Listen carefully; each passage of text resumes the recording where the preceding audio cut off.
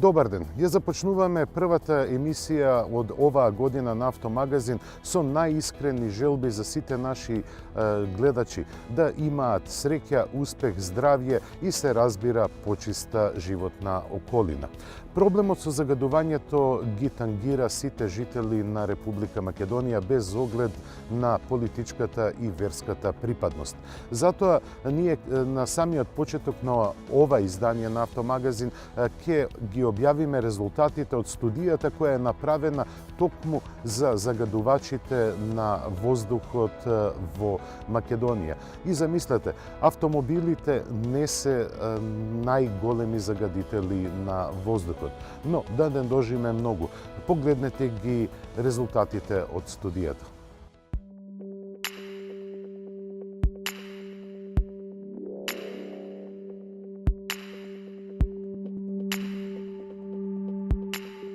Автомобилите загадуваат, но не толку колку што мислевме.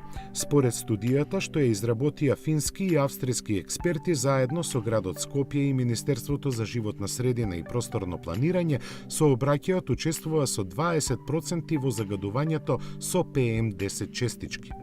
Најголем процент од нив потекнува од загревањето на домакинствата, дури 32%.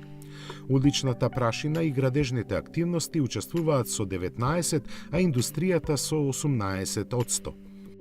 Останатите загадувачи, како што се сулфатните и нитратните соли и другите, го зачинуваат воздухот што го дишаме далеку помалку. Според планот за подобрување на квалитетот на воздухот во Скопскиот регион, за намалување на загадувањето потребни се долгорочни и координирани активности на општините и државните институции. Првиот чекор веќе е направен со подготвувањето на интегрираниот катастар на загадувачите на животна средина, кој ќе посочи каде треба приоритетно да се работи. Податоците што тој ги содржи отвораат можности навреме да се преземат мерки на централно и локално ниво за да се спречат евентуалните нарушувања на животната средина во градот. Во поглед на сообраќајот досега се делуваше со прскање на улиците со специјално средство и воведување на посебен сообраќаен режим за тешките товарни возила. Се планира набавка и на 50 електрични автобуси, но главниот проблем останува. Тоа е загадувањето што го прават старите увезени автобуси за градски сообраќај и автомобили.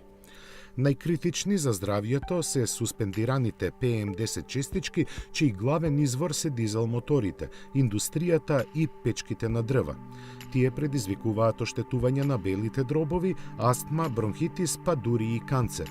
Нивната максимално дозволена дневна концентрација е 50 микрограми на кубен метар. Во случај на нејзино надминување 5 последователни дена, во однос на сообраќајот се препорачува да се користи јавниот превоз, односно возилата да не се користат без поголема потреба и повеќе лица да се возат со едно возило. Но сето тоа е само средство да се спречи влошувањето на состојбата. Елиминирањето на употребата на старите возила што прекумерно загадуваат е процес што може да трае децении, а ние не сме го ни започнале. Поради популистичката и ступидна политика на увоз на стари возила и автобуси за градски превоз, долго ќе ги чувствуваме последиците.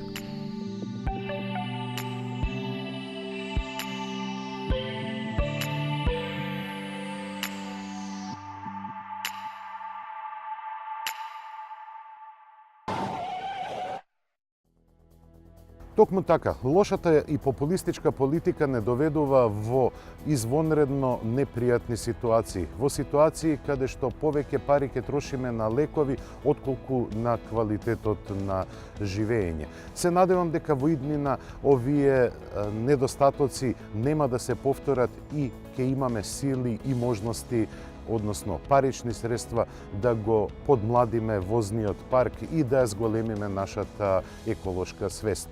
Сега се селиме малку во Западна Европа, каде еколошката свест е на извонредно високо ниво.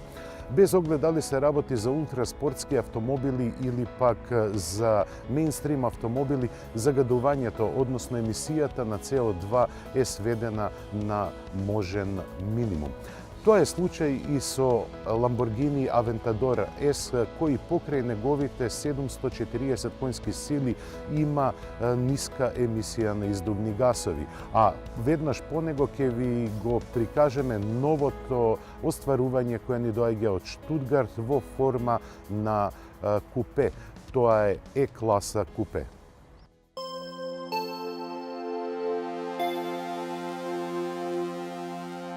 Најновиот потомок на славната лоза V12 модели на Lamborghini неодамна беше обновен. Ке кажевме значајно да беше во прашање некој друг производител, но кај Lamborghini тоа едноставно не е можно. Неговите машини се доведени до совршенство кое може само суптилно да се подобрува. Може би е случајност, а може би токму затоа обновениот Aventador е доозначен со буквата S. Комплексната мускулеста каросерија од јаглеродни влакна сега има поагресивен дизајн со поголем преден спойлер и два дополнителни отвори за воздух. Назад целиот простор меѓу светлата и надбраникот е во црно, а од реобликуваниот дифузер се надзираат 3 издувни цевки. Унапредената аеродинамика обезбедува за 130% поголема сила на прилепување на предните тркала, додека задниот спойлер, кој се подесува во 3 степени, дури и за 4 пати на задните тркала, што е како порачано при ослободувањето на сите 740 конски сили. Извлечениот 6,5-литарскиот мотор при 8400 вртежи во минута, тие му обезбедуваат идентични перформанси како и на стандардниот Aventador. Забрзување до 100 за 2,9 секунди и максимални 350 км на час. Наведените бројки беа пречекани со мало разочарување кај тврдокорните љубители на автомобилите со збеснат бик на носот. Тие очекуваат 770 коњи, колку што имаше лимитираниот Centenario. Место нив, Aventador S од него го доби системот за управување на сите 4 тркала. Заедно со унапреденото ослонување, тој обезбедува нова возна динамика, контролирана од електронски систем со 4 модуси на работа. Нов меѓу нив е персонализираниот его режим, кој му овозможува на возачот комплетно влијание врз сите системи. Керамичките дискови со диаметар од 400 мм напред и 380 назад се стандардни, како и 7-степената трансмисија со двојна спојка која реагира за само 50 милисекунди. Рекалибрираниот погон на сите тркала може да испрати и до 90% од силата назад, која специјално развиените Pirelli P0 пневматици максимално ефикасно ќе ја пренесат на асфалтот. За да не помине во сенка на овие измени, внатрешноста е дополнета со нова дигитална инструмент табла која возачот може да ја прилагодува како сака. Инфозабавниот систем има нови функционалности, меѓу кои е и Apple CarPlay конективноста. Италијанската едноставност без претерување е задржана, но можностите за персонализација преку специјалната програма на Lamborghini зголемени. Компанијата од Сент'Агата Болонјезе има долга и славна историја тесно поврзана со V12 моторите. Како наследник на суперлативниот Мурселаго, Aventador се појави пред скоро 6 години. Тогаш купувачите чекаа и до 12 месеци за испорака на своите возила. На почетокот беше планирано да се произведат 4000 примероци, колку што за 10 години беа направени од неговиот претходник. Но и покрај високата цена, која стартува од 330.000 евра, до лани пролета веќе беа испорачени 5000 возила. Разбирливо зашто нема маж што не би посакал една ваква ѕверка како што е Lamborghini Aventador S. Бојата не е битна.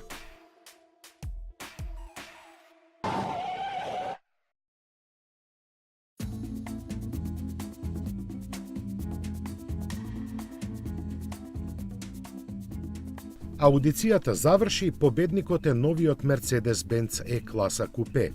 Ја носи истата ознака, но нема многу што заедничко со лимузината или караванот.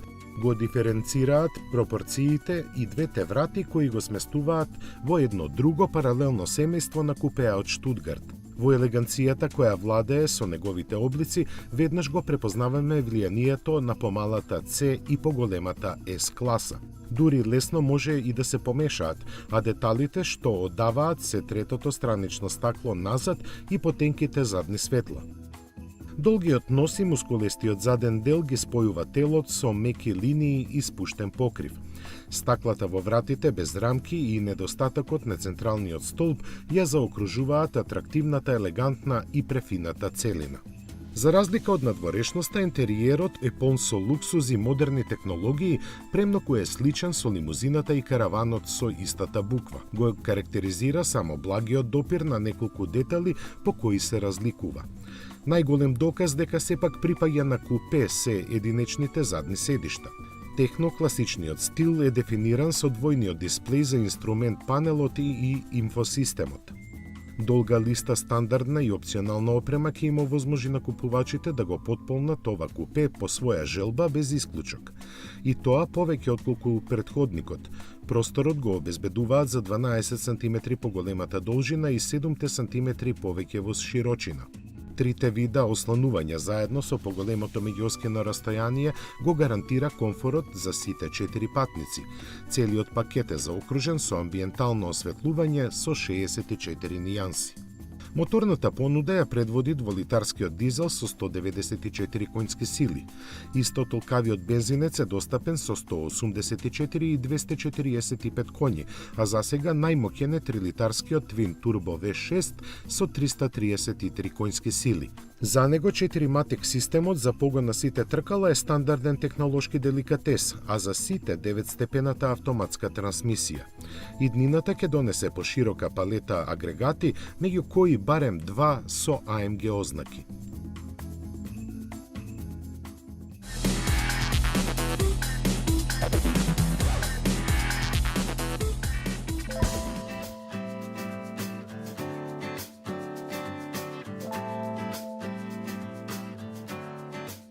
Kia Niro ја започна својата кариера со Гинисов рекорд. Првиот хибриден кросовер на корејската марка ја пропатува Америка со потрошувачка од само 3,07 литри на 100 километри. Возилото беше стандардно, без никакви преправки, а задоволството на одговорните во компанијата екстремно. Такво и требаше да биде. За патувањето од Лос Анџелес до Њујорк долго 6000 километри на Ниро му треба 183,5 литри гориво. Заслугата за тоа оди на сметка на новата хибридна платформа, која вклучува бензински мотор од 103 конски сили и електромотор од 32 киловати. Системот е комплетиран со напредни батерии тешки само 33 килограми.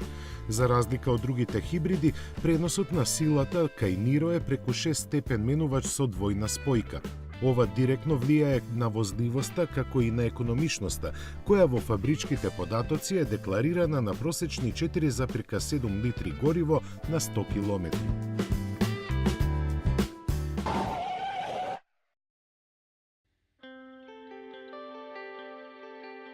Форд на најубав начин им ги честиташе празниците на своите најверни љубители, започнувајќи со производството на ултимативниот GT.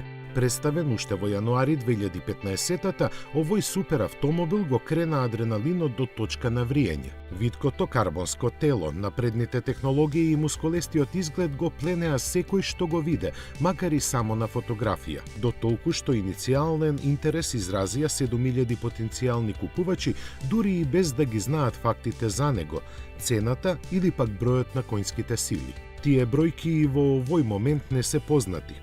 Наместо тоа, Форд кажа дека ќе произведува по еден примерок на GT секој работен ден во наредните 4 години.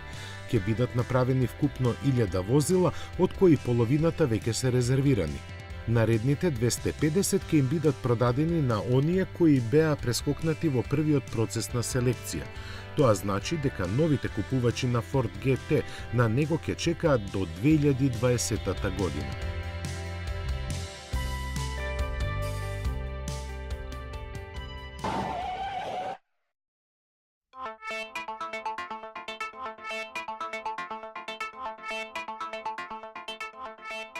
После неколку одложувања, првиот модел на новата спортска марка на Рено е подготвен за соочување со предизвиците. Најверојатно ќе ја носи ознаката Alpine A120 купе, како потврда за континуитетот на некогаш славното име. На пазарот ќе се најде доцна годинава, по цена која се уште не е докрај дефинирана. Официјално за иницијалната едиција се споменуваат некои 55 до 60.000 евра. За неа веќе се примаат резервации за кои накупувачите им се бараат по 2000 евра депозит. Дизајнерски линиите му се инспирирани од минатото, а техниката му е од сегашноста. Ке има централно поставен турбомотор од 1,8 литри, од кој се очекуваат околу 300 конски сили. Развиен е во соработка со спортското одделение на Рено, кое е заслужно и за перформансите над неговото ниво. Од нив ветување има само за забрзувањето до 100 км на час за помалку од 4,5 секунди. Постигнувањето на оваа бројка е можно со малата тежина од овој двосет, која изнесува помалку од 1000 кг. Од појавувањето на првиот концепт на Алпине, кој здраво ја загреа јавноста, поминаа скоро 5 години. Отогаш многу снег напаѓа на Алпите, ама желбите на сите останаа загреани. Најмногу на Рено, кој беше упорен и докрај го истурка проектот. Во тоа не го спречија ни партнерските несогласувања со Катерам, со кој требаше заедно да се развива и произведува ова спортско купе. Но тоа сега веќе е минато. Плановите за иднината вклучуваат бројни перформансни верзии, а веројатно и кабриолет. Очекувањата се Алпине А120 да достигне продажба од околу 7000 примероци годишно.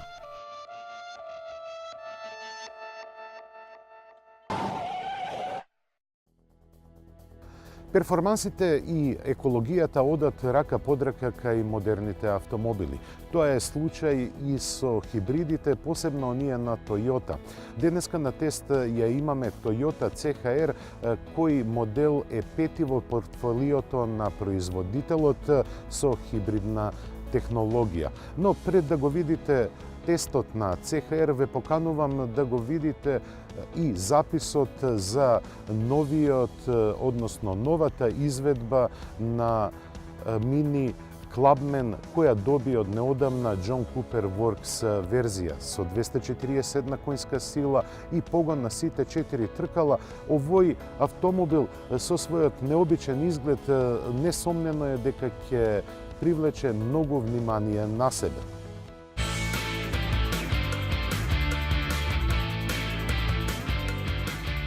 Мини систематски продолжува со пополнувањето на обновената гама. Во овој зимски период наред дојде чудна комбинација. Караванскиот Clubman доби John Cooper Works спортска верзија. Злобните јазици ќе кажат дека е идеален за најбрза испорака на пица, но тоа воопшто нема да ги поколеба поклониците на марката. За разлика од пред половина век, кога се роди британската икона, новите генерации купувачи не прифаќаат се здраво за готово. Тоа во германското раководство на Мини добро го знаат и затоа сите состојки на нивниот рецепт за успех се оптимално одмерени. Исклучоците се ретки и намерни. Токму Clubman John Cooper Works е еден од нив. Перформансите му се лути до болка.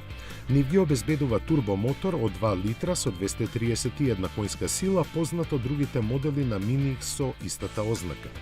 Разликата е во погонот на сите тркала, кој е стандарден. За прв пат спарен со овој агрегат, тој го сместува малиот караван во посебно ќоше на сегментот врели субкомпакти. Опционалната 8-степена автоматска трансмисија само додава повеќе зачин на возбудата во возењето. Бројките се исти како и кај 6-степениот менувач, забрзување до 100 на час за 6,3 секунди и максимални 238 км на час.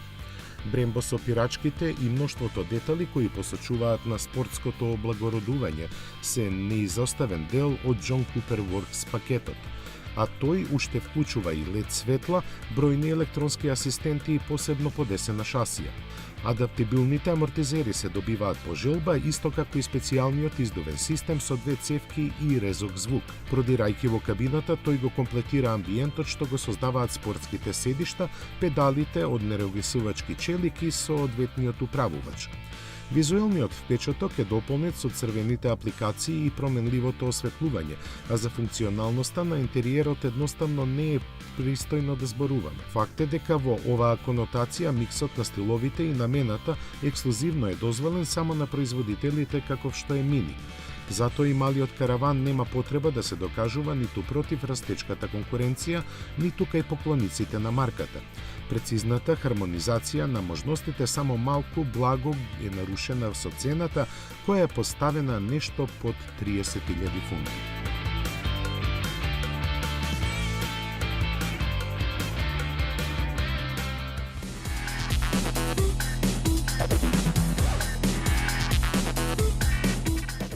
Да, за жал, Скопје е во групата на најзагадените светски градови и новогодишна желба на сите скопјани, но и на жители на Република Македонија е да дишеме чист и квалитетен воздух. Автомобилите се обвинуваат за загадувањето на човековата околина, но со солуцијата на хибридни возила тоа полека станува императив за секој производител. Toyota е лидер во производството на хибридни возила.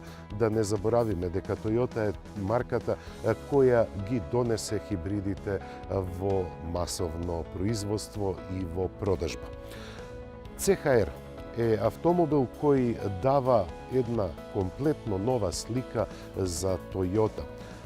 Купе Hi-Ride, едно необично име кое е типично за јапонците, дава и еден многу необичен и несекојдневен дизајн. Погледнете ја само предницата како делува како вистински монструм кој сака да го проголта секого кој е пред него.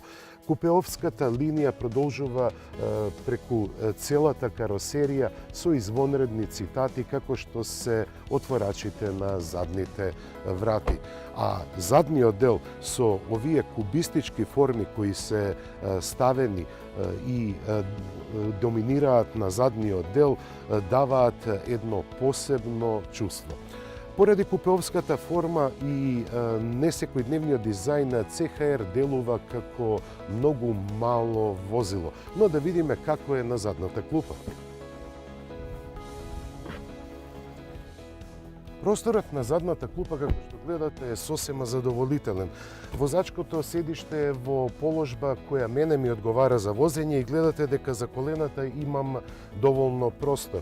Има доволно простор и за рамениците, но веднаш се забележува клаустрофобичноста. Се чувствувате како да сте во бункер. Поради купеовската форма, покривот е спуштен надолу и тоа сериозно го блокира визуелното поле на патниците. Тоа значи дека вие во прв поглед, кога седите позади, ја имате оваа површина и наслонот на главата на предните седишта. Тоа во голема мерка ја потенцира клаустрофобичноста на задната клупа, но сепак ќе напоменам дека на неа има доволно простор. Но престојот во самата кабина не е баш најубав поради визуелната блокада.